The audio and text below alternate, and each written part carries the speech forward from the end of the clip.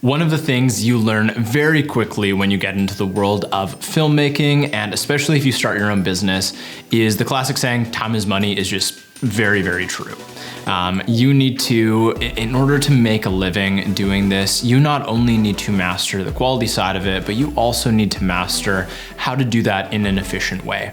And so you need to be able to have workflows, systems, and also just the chops, the skill set to be able to turn projects over relatively quickly.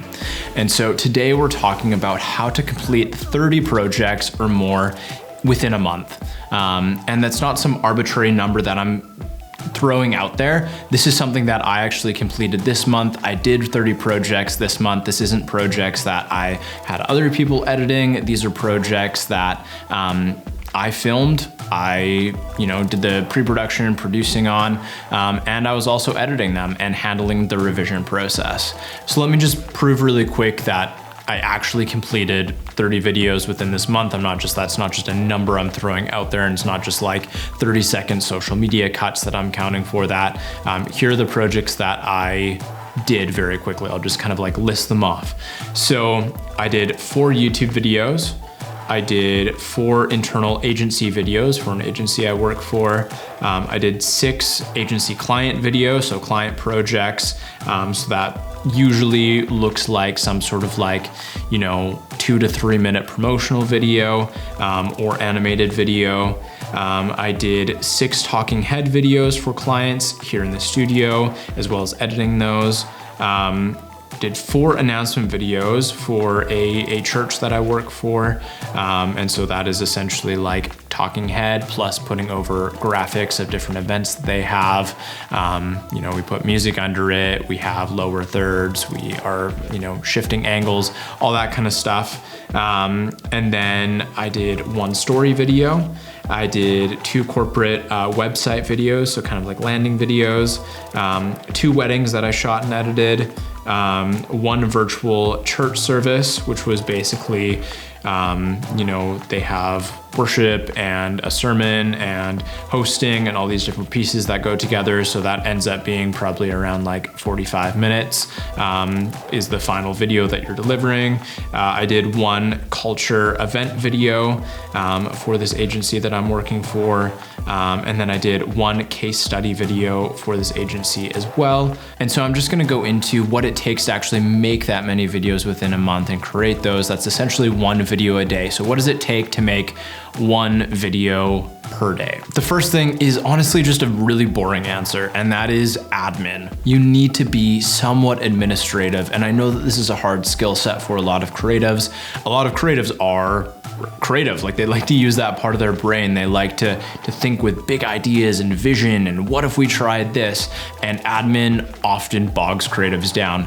And I totally get that, but at the same time, this is a skill set that you totally need if you're going to be able to operate at a really high capacity. You just need to learn how to be administrative. And so what this practically looks like is a lot of scheduling. You need to be very much in control of your schedule and be on top of it. As soon as you start missing client meetings or things like that, you're not gonna get repeat work. And so it's really important that you stay on top of things.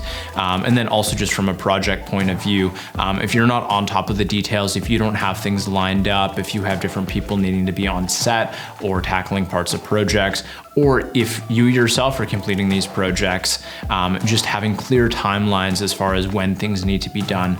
If you don't have these put in place and you don't follow a strict schedule for yourself, it's gonna be really hard to pull off the capacity, the level and quality of videos that you're gonna be needing to create, and the quantity of them. And so definitely stay on top of your schedule. I literally, in Google Calendar, I schedule everything out for myself. Whenever I have a project, I obviously schedule the shoot time. I schedule time for, meetings with the client, any pre-production that's required, as well as post-production after the shoot. And I try to be really clear about this, or really proactive about this, where, almost immediately following a shoot, I'm scheduling editing time in so that it is fresh on my brain, and so that time is clearly booked off. So I'm not booking shoots, immediately following that unless I have to. just so that I can be editing in the most effective way possible. And when the project is fresh on your mind and you just had the shoot a day or a few days before, you're gonna remember, what intention you had behind certain shots, what shots worked, which ones didn't. If you took a shot multiple times within the same recording, these pieces are gonna be fresh in your memory. And so editing it is gonna take a lot less time because you're gonna not have to sift through necessarily everything. You're already gonna know what you have to work with, particularly if you're the one that shot it. You also are gonna need to have really strong project management skills and also accommodations for that, tools for that. And so for me, what this looks like is I use a platform called ClickUp. There's plenty of platforms like this where it allows you to do project management through it, and simply kind of like schedule out or create a project that needs to be tackled, different contingencies or tasks within that. You can schedule timelines with them. You can update statuses of whether it needs to be tackled, if it's in the progress or process of being tackled, or if it's completed. And this is a really good way for you to stay on top of what needs to be done. What do you need to do within a day? And so you can kind of prioritize, like, here are the things that I need to be working on today. Here are the deadlines that I'm working around. And then just very clearly just see what has and what has not been completed, and what is out for, review with a client, what's been approved. All these things you can just keep track of in a really easy to use way. Everything is just in one place and consolidated, and it's gonna make your life that much easier. The next piece is kind of twofold. One is to just have a somewhat permanent setup, and second is to have a always ready to go kit. And what I mean by that is, first of all, setup and takedown takes a long time. And these are some skills that some tricks that I've learned in the last couple of years and done a lot of investment in to be able to implement this, because it honestly is a huge time saver. And in my opinion, once you actually start heavily working in the field and making some money at it, it is worth investing in saving you time. And so what this looks like for me right now is that I have a permanent setup in my kind of studio space, where I have a backdrop. One day I will have multiple backdrops. I have lighting that's just permanently set up. I have a boom mic above me that is always ready to go, and a tripod that I can always pop my camera down on, and it's always set up. I have everything marked off, taped off, so that if anything gets moved, I can very easily put it back exactly where it needs to go. I have everything recorded, different settings that I need to use on those lights. And so it's very easy for me to get the look dialed in that I need to. And often I don't even have to do any dialing in. It's literally just turning on the camera, making sure that if the exposure's changed, it's back where it needs to be. And then I'm just pressing record and filming essentially. Audio's ready to go, camera's ready to go, lighting's ready to go. And that saves me so much time. It turns setup time and prep time before actually pressing record on the camera from potentially sometimes up to like an hour to almost like 5 minutes, not even. Secondly to that is that ongoing or kind of like always ready to go kit. And so what that looks like for me is I try my best to never unpack gear. Obviously I need to take batteries out and things like that to be able to charge gear. Sometimes I need to take hard drives out, but for the most part, I have a ready to go kit at all times. The problem this solves is, at least for me, whenever you take everything out of your camera case or your kit and you put it on shelves and in different spots where that lives in like a studio space or a home office or something like that, and then you have to repack it every single time. One, things get missed and forgotten, and you end up on a shoot and you forgot your card case, and suddenly you're not able to shoot at all. Luckily, I have not had this totally happen. I think I forgot it, but I remembered on my way, and so I picked up an SD card from the store on my way to a shoot. But that could have gone really, really wrong if a store was closed or something like that. And so I learned that the hard way. And it also just saves a ton of time. Anytime that you're unpacking things from a bag and then putting them back into a bag, that is time that you're essentially wasting, right? You didn't really accomplish anything with that time. You weren't creating any work. You weren't doing anything super productive with that time. And so in my mind, it's like, why would you waste your time taking things out when you're just gonna put it back in. The third thing that's gonna make your workflow so much more efficient is batch shooting. If you haven't learned this already, it's a great lesson. Setup and takedown, it takes a lot of time. And so the more you can maximize your time shooting once you have that set up, the better and the more efficient you are gonna be. And so that's something that I like to do, both with personal content as well as with clients, is I will try to get us to shoot in bulk, right? So if we have interview or talking head content we need to get through, we try to do as much of that in one go as possible, and really be intentional with our planning around that. So if we know that we have like 4 videos in a month to do, we try to capture all those videos in one go instead of planning a shoot once a week. We just plan once a month and we get all 4 of them. And so that's a really good way to kind of consolidate that filming and maximize your time so that you only have to set up once, film your content, take down, and now you have 4 pieces of content, 5 pieces of content, or videos that you can get out of that. The fourth one sounds kind of harsh, and it's just be a faster editor. And don't worry, I'll give you a couple pointers as to how to do that. The first is you need to utilize keyboard shortcuts. This is one of the most vital things that I learned when it comes to editing, is pretty much everything you want to do has a keyboard shortcut. And it can be mapped out on your keyboard. Like, you can customize what those shortcuts are. And so that's something that I've spent a lot of time doing, is really customizing something that works for me. I have, I don't think a single one of my shortcuts, except for maybe like the select tool, is the same as what it is in the default of Premiere. I've pretty much customized everything to just fit exactly my workflow and things that make sense in my mind and I can easily remember. And so I have like almost everything I need to do in Premiere is I have it memorized as shortcuts now.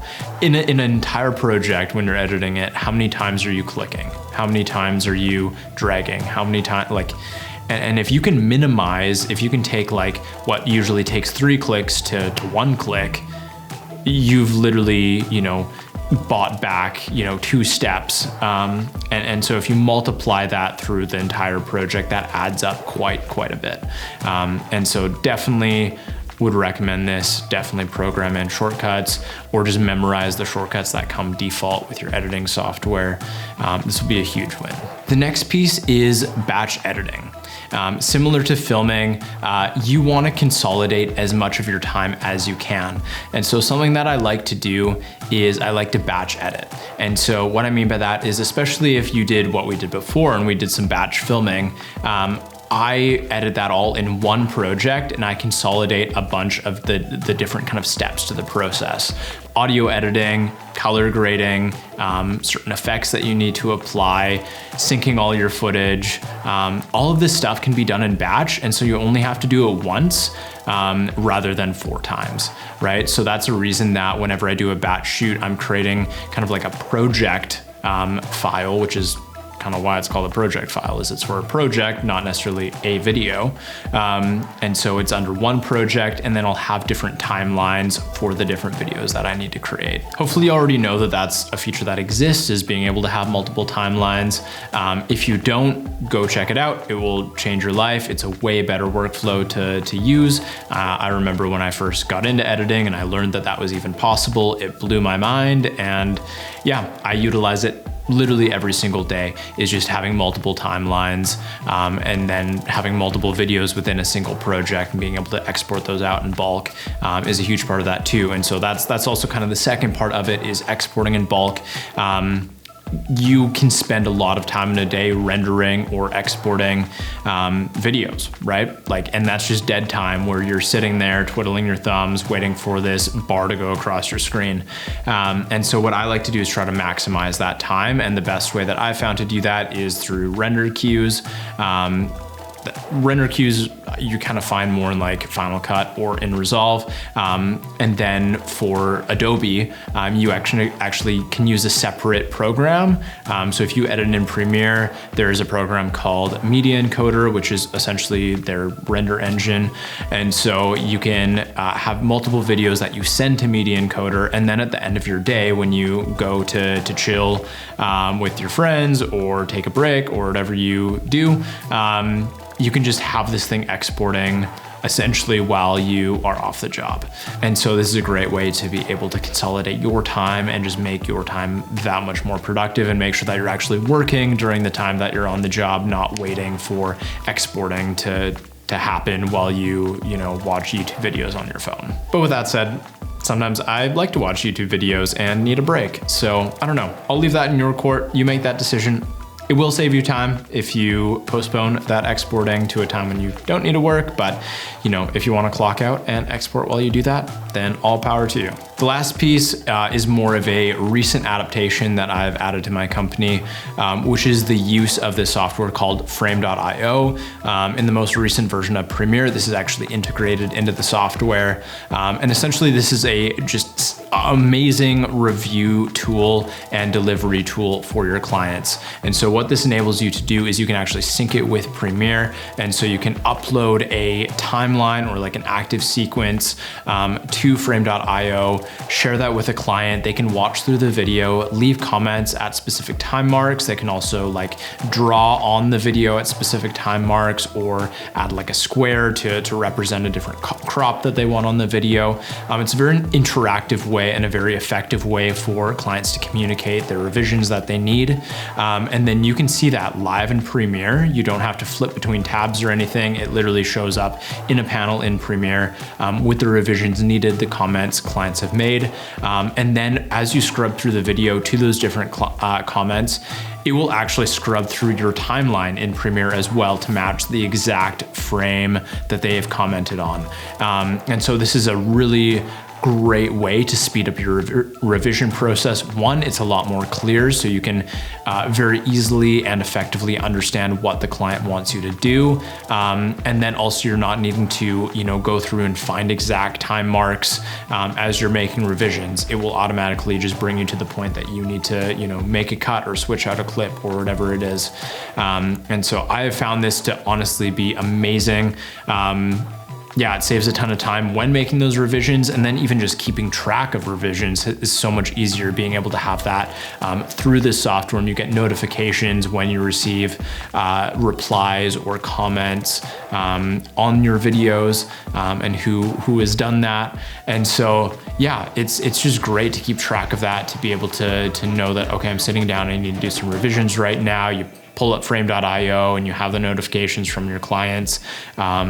Yeah, to know what you need to do on the video. You can also change statuses, and so they can tell you that the video needs review or that it's been approved or what have you. And then they can also download it once you have your final version and the video's approved. And so consolidates everything, saves a ton of time. This has honestly been completely changing my workflow, and it is amazing. And so would highly recommend it.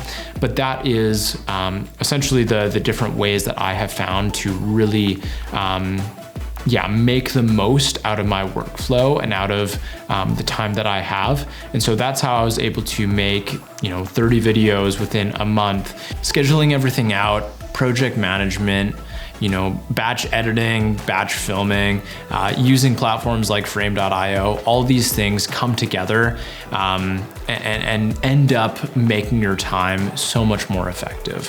So hopefully you learned something and you could take something away from this video. Sorry if it was a little bit long-winded, I apologize for that, but hopefully you got the gist and you got the point. If you enjoyed this video, go ahead, give it a like, subscribe to the channel. I am posting things about filmmaking content, sometimes Red Komodo specific content, at least weekly, so make sure you don't miss out on that, and we will see you in the next one.